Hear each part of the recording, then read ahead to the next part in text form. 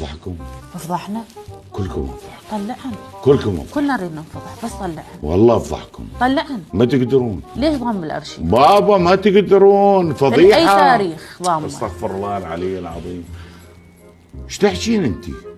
احكي عن ارشيفك. ارشيفي؟ اي. افضحكم. وينه؟ وينه؟ عمي افضحنا، افضح الدنيا كلها بس طلع ليش؟ هذا الارشيف. ليش؟ انا شو استفيد؟ من اجل التصحيح. استغفر. انت ما تريد الصح؟ استغفر الله. بابا بنتي الدنيا ما تشتغل بهالطريقة. لا بهالطريقة حضرتك بأكثر من مناسبة صرحت أنا قعدت الواحد الصبح أتابع لقاءاتك. مركزة وياك.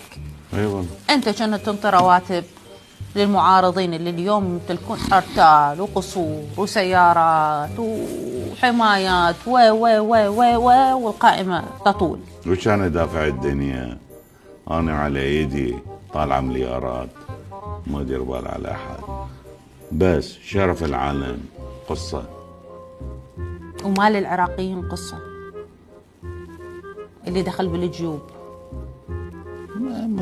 هم جواسيس. ليش ما باي تفضح؟ بعيني. لا باي بعينك، باي أسألك بعيني. ليش ما تفضح؟ الجواسيس قصه. قصه. انت بعدش بنيه صغيره، انا اكبر منك بهوايه، انا افتهم هوايه، انا عندي تجربه هوايه، انا ما اريد افضح الناس. تخشاهم؟ اني لا لا لا ابدا، لا بالعكس، لا بالعكس، انا عندي تقوى.